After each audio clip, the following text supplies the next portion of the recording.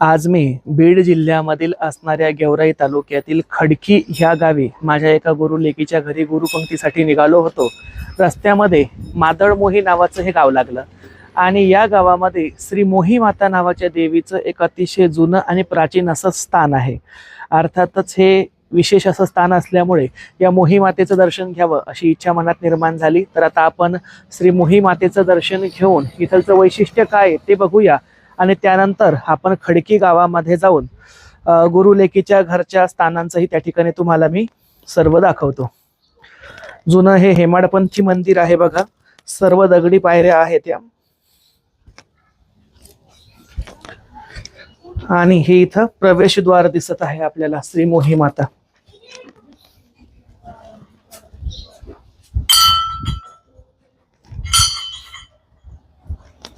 दगडी खांब आहेत हे सर्व आणि पूर्ण मंदिराच्या प्रांगणामध्ये ओवऱ्या केलेल्या आहेत। ओवऱ्यांमध्ये सध्या काही मूर्त्या वगैरे दिसत नाहीयेत, रिकाम्याच दिसत आहेत ओवऱ्या, पण ओवऱ्या बनवलेल्या आहे। आणि इथे खाली तुम्ही बघा अतिशय मोठी अशी ही बारवे, या बारवेमध्ये विहीर सुद्धा आहे आतमध्ये। या विहिरीला सध्या पाणी नाही आहे, पण नवरात्रामध्ये या विहिरीला भरपूर पाणी असतं असं इथलच्या पुजारी मावशीने आता आम्हाला माहिती दिली। आणि पुष्करिणी सारख्या पूर्ण ह्या बारवेला उतरत्या पायऱ्या सुद्धा आहे। खूप सुंदर असं हे मंदिर हेमाडपंथी आणि ही बारव या ठिकाणी आपण बघू शकतो। आणि या ठिकाणी आपण श्री मोही मातेची ही मूर्ती बघत आहोत। नमो देवे महादेवी शिवाये सततम नमः, नम प्रकृती भद्राये नियता प्रणीता स्मताम, जगदंबा माता की जय, श्री मोही माता की जय। द्विभुज आणि वर भय अवस्थेमध्ये म्हणजेच भक्तांना वर देताना अवस्थेमध्ये ही मातेची मूर्ती आहे। तिला खूप सुंदर अशी साडी नेसवलेली आहे, नवरीची ओढणी तिच्या डोक्यावर आहे आणि एवढं सुंदर देवीचं रूप बघून या ठिकाणी मला गौराईच्या मूर्तीची आठवण होते। जशी गौराईची स्थापना आपण घरामध्ये करतो तशी गौराईच्या मूर्ती सारखीच ही मातेची मूर्ती या ठिकाणची आहे। आता या ठिकाणी देवीचं दर्शन घेऊन आता आपण पुढच्या गुरुलेकीच्या घरच्या प्रवासाकडे प्रस्थान करूया।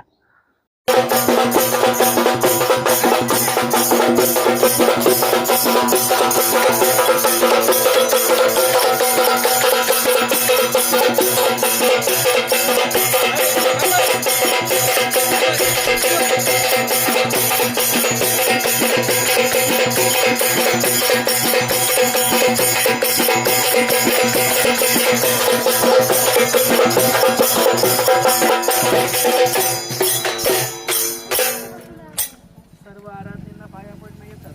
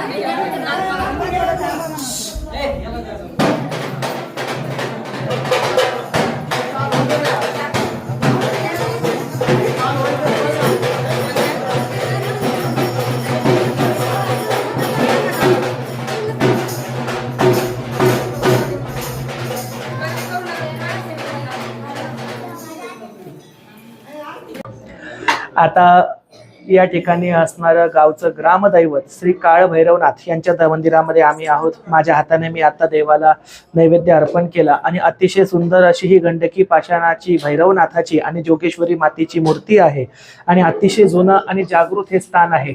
या स्थानावरती गुप्त स्वरूपामध्ये नागदेवता सुद्धा या ठिकाणच्या मंदिराचं रक्षण करतात अशी या ठिकाणची आख्यायिका आहे आणि संपूर्ण गावचं हे ग्रामदैवत म्हणून प्रसिद्ध आहे अशी माहिती मला या ठिकाणचे काळभैरवनाथ मंदिराचे पुजारी थोरात बंधू यांनी नेमकीच दिली. या ठिकाणी भैरवनाथाचं दर्शन घेऊन मन तृप्त झालं.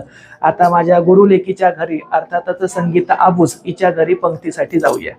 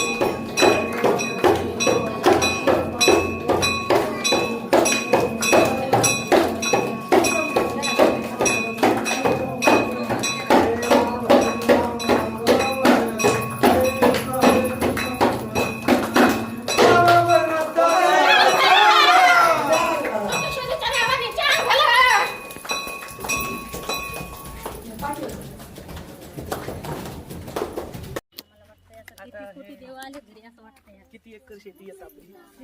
4 एकर. ठीक, इथं 4 एकर. इथे 4 एकर आहे ना. छान.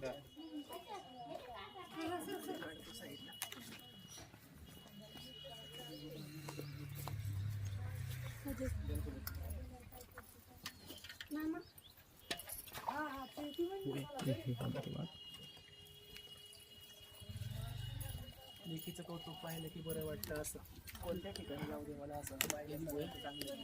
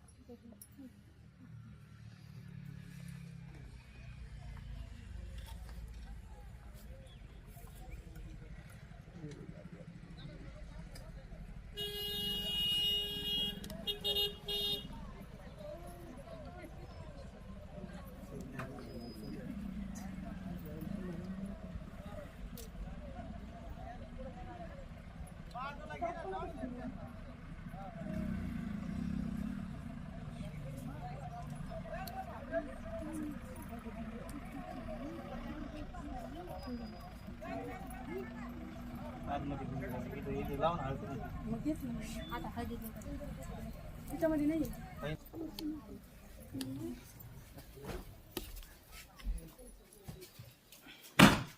संगीता कुंकाचं उजव्या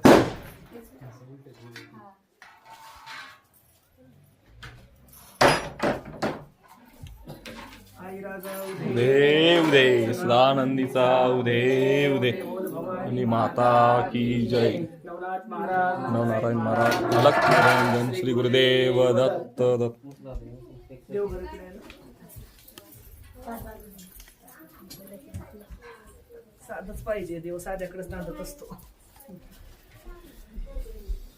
कुणीकडे देव का तिकडे? हा हा. अरे वा, कशाला साधा आहे, किती छान केलंयस. कुंकाचा दे.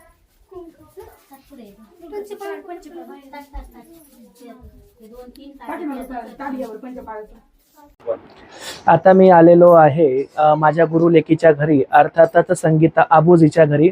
ही तुळजाभवानी आणि महादेवाची गादी चालवते आणि छानपैकी तिच्या हाताला गुणमान आहे.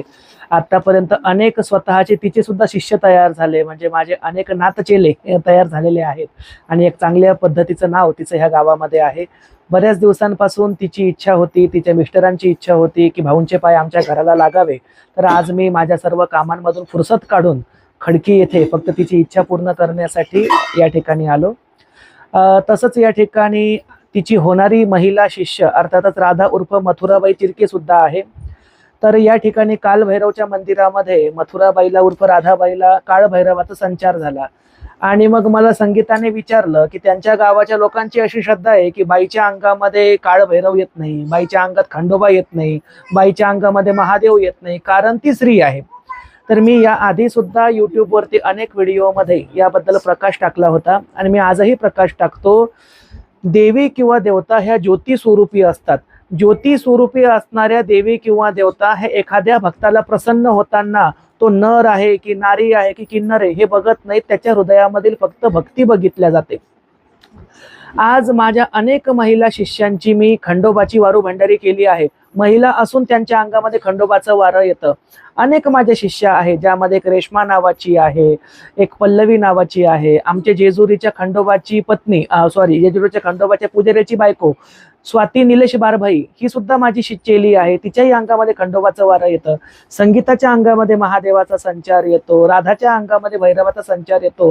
जर पुरुषांच्या अंगामध्ये अंबाबाई येऊ शकते तर महिलांच्या अंगामध्ये काळ भैरव का येऊ शकत नाही? स्त्री पुरुष नर नारी आणि किन्नर हा भेदभाव आपण मानवाने तयार केलेला आहे. देव शरीर निवडताना किंवा भक्त निवडताना कुठल्याही प्रकारचा भेदभाव ठेवत नसतो, असं या ठिकाणी मी निक्षून जाहीर करतो. बाकी गावची मानसिकता तर मी बदलू शकत नाही, पण जे माझ्या मनातले शब्द होते ते या ठिकाणी व्यक्त करतो.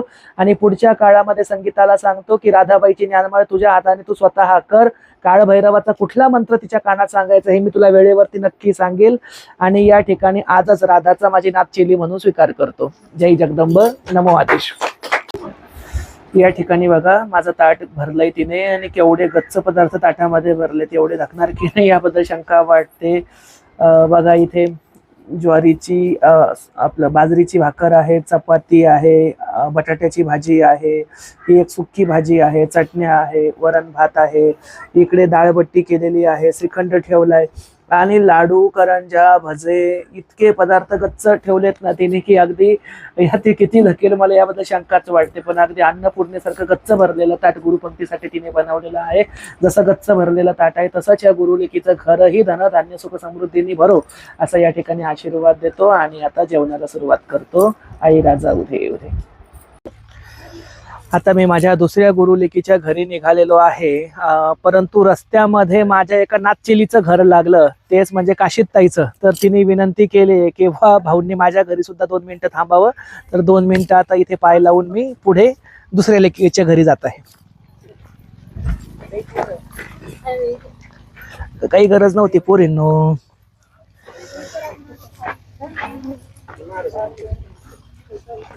अच्छा, हे शेत पाठीमागचं आपलंच आहे का? छान.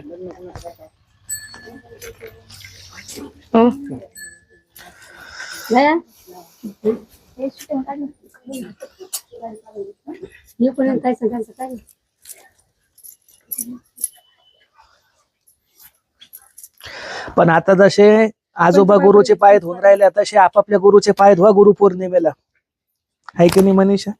जिने ज्ञानमाळ केली ती राहायची तशीच.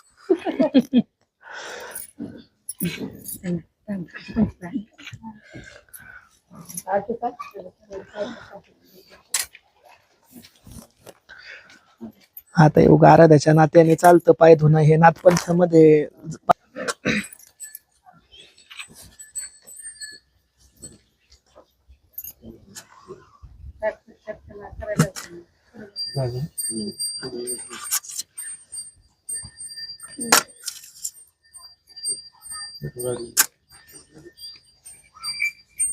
देवघर कुठे केलंय?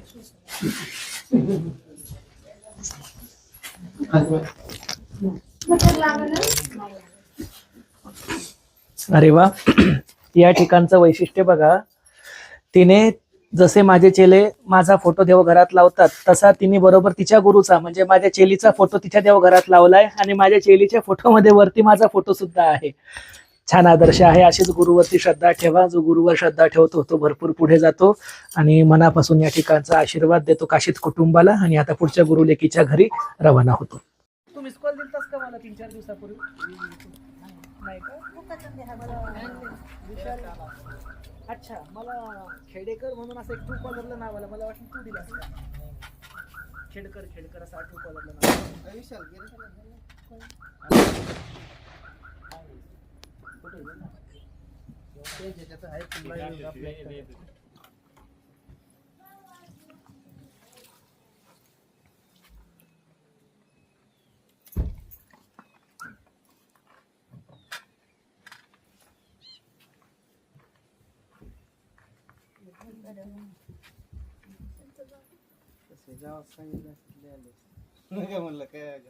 सांगायचं ना.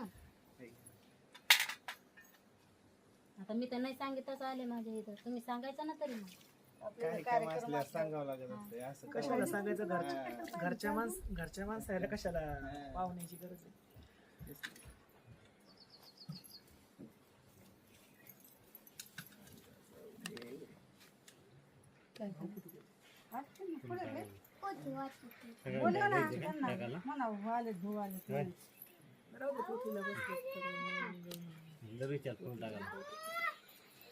चल शंभू ये ना.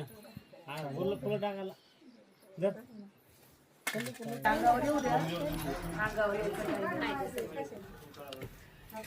देवघर कोणीकडे? देवघर पाहू ना. या इकडं खाली घरात घेऊन ते पुस्तक घेऊन ये. मग तुम्ही सांगू दे. हा? देव पाहून आलो असतो नाही का? देव बघून येते. हा चल पलीकडे देव.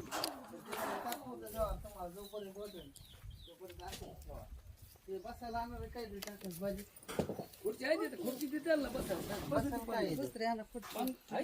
अर्जुन असं लेके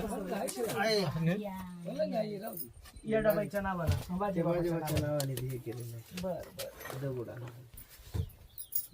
येडायच्या नावाने. गुलाल नाही का? येडायच्या नावाने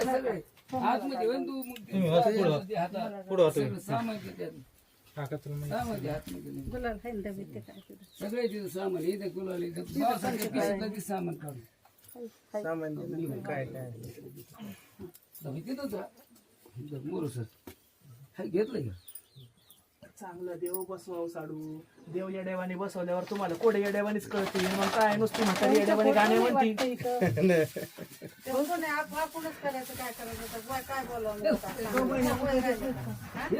पैसे सामान यायचं आपलं चाललंय करायचं आपलं.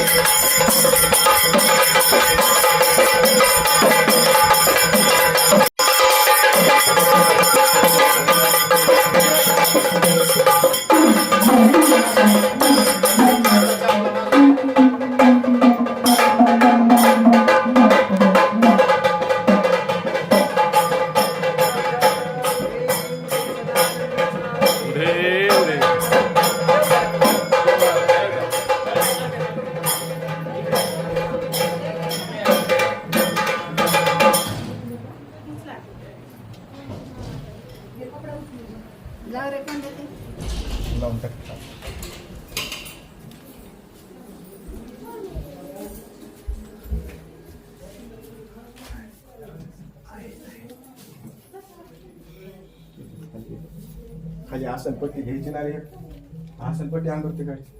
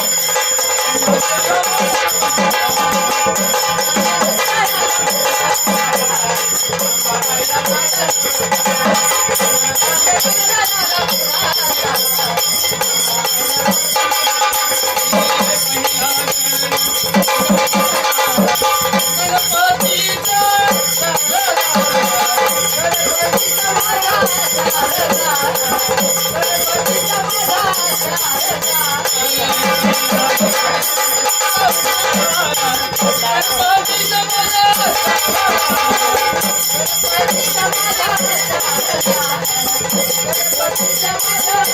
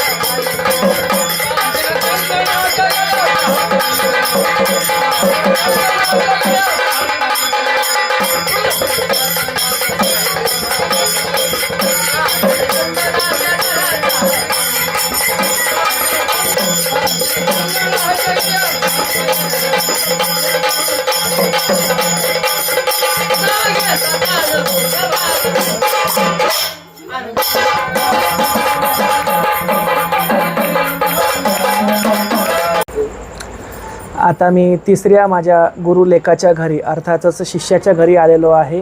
माजलगाव शहरामधील तालुका माजलगाव जिल्हा बीड येथील माझा हा तिसरा गुरुलेख अर्थातच माझा पुरुष शिष्य आहे. याचं नाव आहे मुंजाबा तौर. याच्या हातावरती मी तुळजापूरच्या अंबाबाईची परडी दिलेली आहे. अर्थातच माझा आराध पण त्याला दिलेला आहे.